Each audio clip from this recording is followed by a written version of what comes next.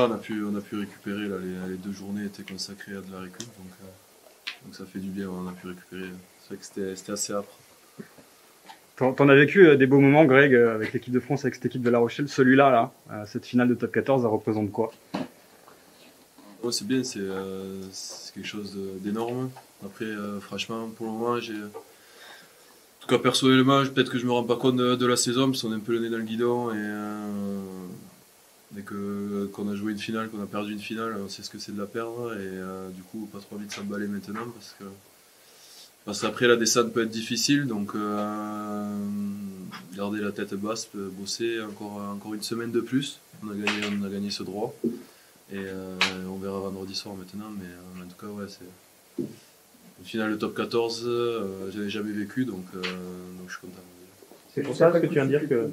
Pardon, c'est pour ça que ce que tu viens de dire que la semaine, Jono et Yaya nous ont dit que c'était une semaine spéciale, mais qui n'était pas non plus trop spéciale. Enfin, qui est un peu un mix entre les deux.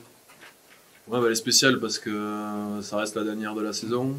Que voilà, c'est une semaine qui va passer vite aussi, vu qu'on joue vendredi. Et il y a énormément d'engouement autour de nous, quoi. Après nous, à l'intérieur de la PIA, on essaye de rester aussi normal qu'on a été toute la saison. Essayer de continuer notre petite routine et voilà, essayer d'oublier le contexte un peu. Juste après le coup de sifflet final, on a vu Ronan qui a dit à Vincent Merlin que vous n'avez rien fait encore. C'est une vision que tout le groupe partage. C'est vrai qu'on est un groupe de compétiteurs et que voilà, on n'a pas envie d'aller en finale pour la finale. Après, ça sert à rien de s'emballer non plus parce qu'il nous reste le plus dur à faire. Hein. Une finale, c'est toujours dur à jouer. En plus, face à Toulouse cette année, c'est un très très gros morceau qui nous attend.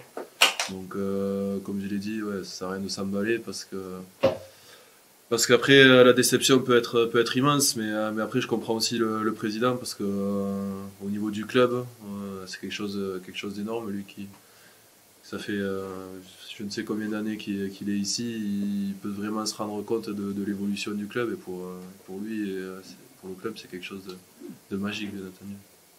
Est-ce que le week-end off du barrage, est-ce que c'est ce moment-là qui vous a permis de basculer de la déception post-Champions Cup à se mettre vraiment en mode phase finale? Ouais, bien sûr, c'était primordial. On l'a vu après la finale, on était touchés.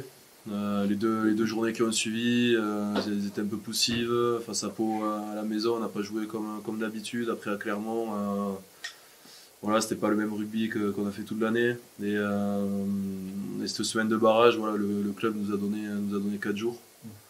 Et moi personnellement pendant 4 jours j'ai pas mis un pied au club, ça, je me suis complètement vidé la tête et c'est vrai que ça m'a fait énormément de bien. Et ça m'a permis aussi peut-être d'évacuer un peu ce trop-plein.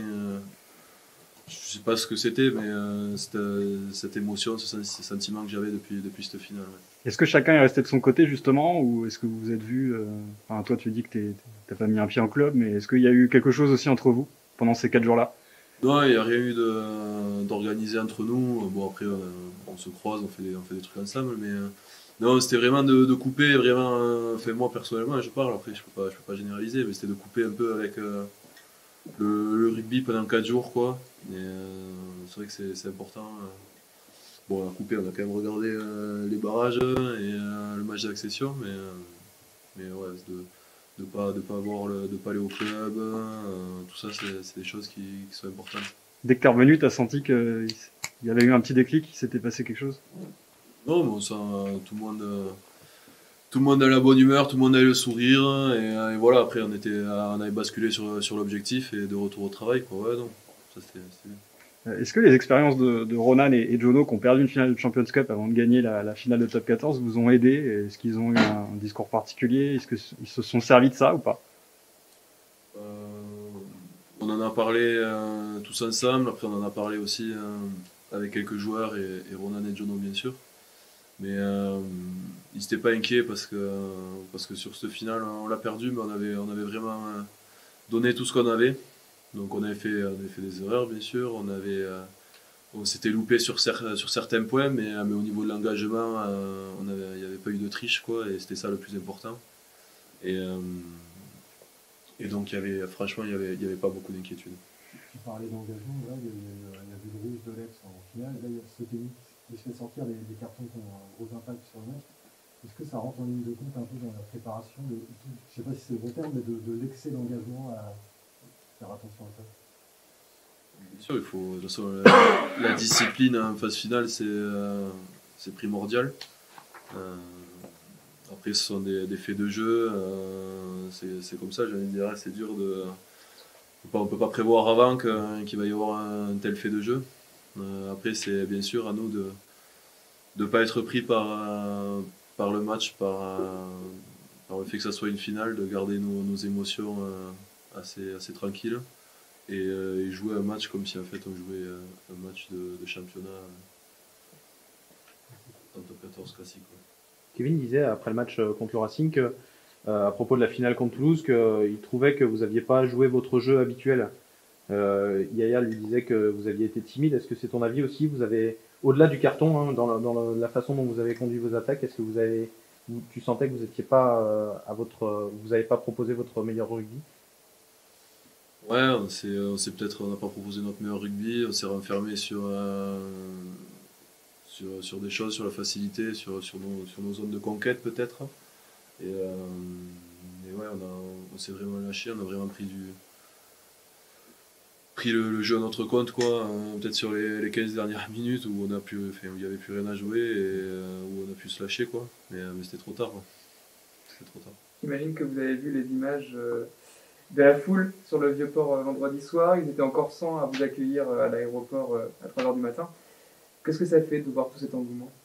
Ouais, c'est quelque chose d'énorme, c'est pour ça qu'on joue au rugby, franchement. C'est pour ça aussi que moi j'étais venu à La Rochelle, c'est parce que c'est une ville qui est à fond derrière son club. De voir tout ça, c'est vrai que c'est motivant. Voilà, moi j'en parle souvent et Romain nous a fait une petite présentation, il nous a remontré ces images de 2014 et on nous demande souvent notre pourquoi on va s'entraîner. Ronan nous le demande beaucoup, mais moi mon pourquoi c'est pour pouvoir vivre un moment comme ça.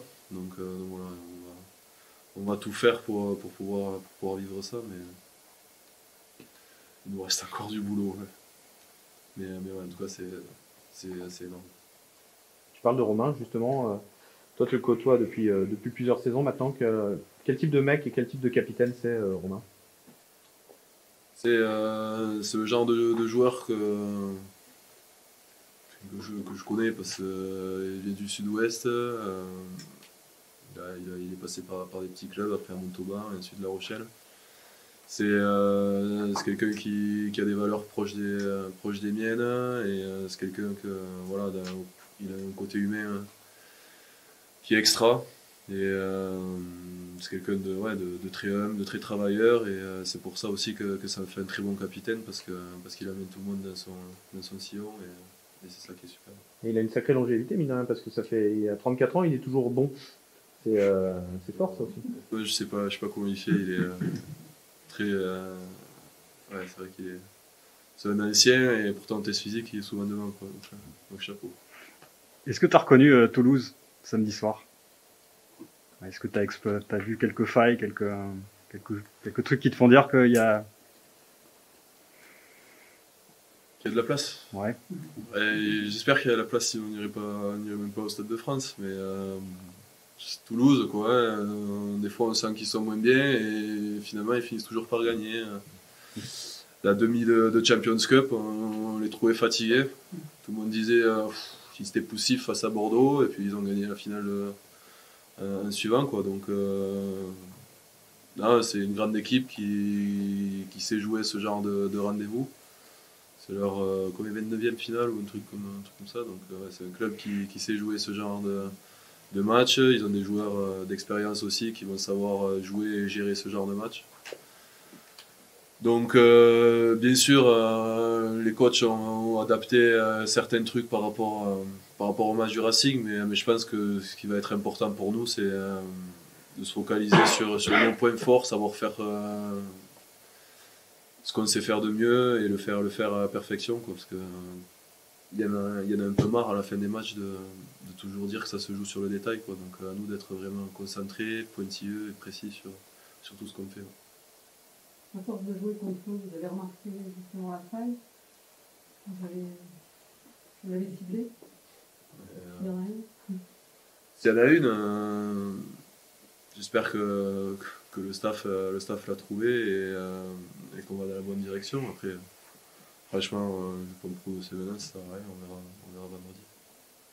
Il y a de l'émotion dans la semaine. Tu disais que c'était justement la dernière semaine pour vous de travail et là de savoir qu'on arrête sur une finale. Parce que la finale de Coupe d'Europe, bon, il y avait la finale de Coupe d'Europe, mais après vous aviez encore 2 journées, après il y a les phases finales. Là, vous savez que quoi qu'il se passe, vendredi, c'est les vacances. Qu'est-ce que, je sais pas, vous allez vous quitter, il y a des joueurs qui vont partir, ce sera leur dernier match, d'autres qui sont dans le groupe mais qui joueront pas. Tu sens des petits trucs comme ça, des petites marques de sympathie supplémentaires?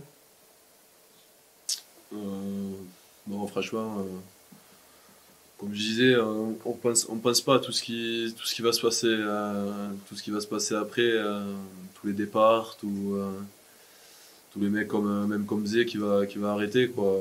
Franchement, on n'essaye pas trop d'y penser cette semaine. On se focalise sur ce qu'on a à faire et on essaye de la rendre la plus lambda possible cette semaine. Et après le match, voilà, il y aura peut-être beaucoup d'émotions, quoi qu'il arrive, de toute façon, sans parler du résultat, parce que ouais, on perd des copains, il y a des qui changent de club, il y en a, comme je disais, qui va arrêter, il y a plusieurs trucs comme ça, voilà, il y a aussi le staff qui va bouger, donc ça se fera, on verra après le match pour tout ça. Il y a le 15 de France là qui vient de s'envoler. Ça te fait bizarre là pour le coup de ne pas prendre l'avion avec eux? Ouais, c'est bizarre, c'est vrai que tourner en Australie, c'est quelque chose de chouette, quelque chose de formidable à vivre, j'imagine. En tout cas, c'est ce que j'ai entendu. Et on dit jamais non à des sélections en plus, mais franchement, c'est pour la bonne cause. Il y a quelque chose de magnifique à jouer vendredi soir. Et je pense que partir après le lendemain de la finale avec toutes ces histoires de quarantaine et tout, ça aurait été un peu bizarre. Mais voilà, en tout cas, ça va permettre de vraiment reposer les organismes parce que la saison a été très longue. Tu me disais en début de saison que des fois, tu avais du mal à dormir le soir en pensant à ce que ça pourrait donner un titre à La Rochelle. Tu as du mal à dormir là en ce moment, encore plus? Non, mais c'est comme je dis, c'est quand je vois cette vidéo là de 2014 là, avec Doulobus et le port rempli et fumigène et tout, c'est vrai que c'est prenant, c'est impressionnant, mais non, franchement, j'évite de la regarder, j'évite d'y penser à tout ça. T'imagines ce que ça pourrait être quand même samedi? Bon, non, j'imagine pas parce que je veux pas être déçu si jamais. Un mot sur Yaya West. Comment tu le trouves toi cette saison? Ouais, je pense que c'est des postes clés, 9, 10, 15, et qu'on a des joueurs qui sont en pleine forme. Mais bizarrement, on fait des finales de Coupe d'Europe, on fait une finale de top 14. Donc voilà, bien sûr, il y a eu Jules qui a fait ses très bons matchs aussi quand Yaya était blessé ou en début d'année et qui nous a permis d'arriver là aussi.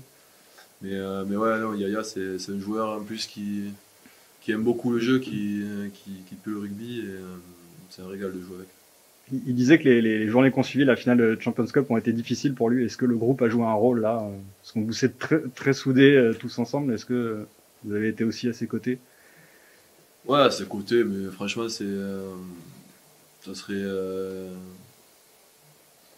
idiot de dire de tout mettre sur lui, parce qu'il y a plein de trucs qui rentrent en compte. Tout le monde était extrêmement touché, comme j'ai dit. Moi, le premier, il m'a fallu peut-être les 2 semaines pour passer à autre chose.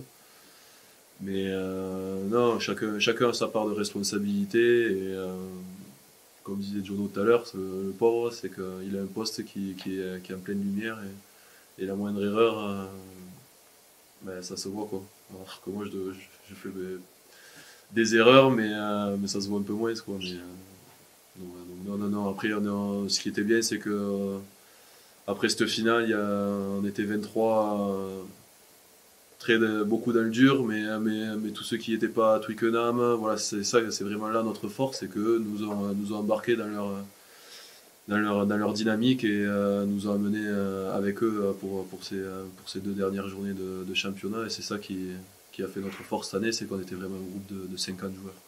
D'ailleurs, ce moment passé en famille, là, au retour de l'avion, ici à Defland, est-ce qu'il a amené quelque chose de particulier? C'était fort? C'était ce moment que vous avez passé en famille avec les familles ici, après le retour de Twickenham. Il a apporté quelque chose pour toi? Il y a eu... Ouais, c'était quelque chose d'important aussi de rester ensemble, de pas chacun partir dans son coin chez nous faire la tête, quoi. Donc vraiment rester tous ensemble et le digérer en groupe. Et ouais, non, c'était important. Quel souvenir tu garderas de Jono, toi, qui a été ton premier entraîneur anglo-saxon? Qu'est-ce qui t'a apporté dans sa façon de travailler, dans sa vision du rugby? Ouais, c'est un entraîneur qui est très précis, qui est sur le détail, qui est tout le temps à chipoter sur des trucs. Au début, on se dit, mais on s'en fout de ça. mais au final, on se rend compte que tout part de là et que si ça, c'était pas calé, au bout, ça peut pas être calé non plus. Donc, commencer par le détail et après caler tout le reste.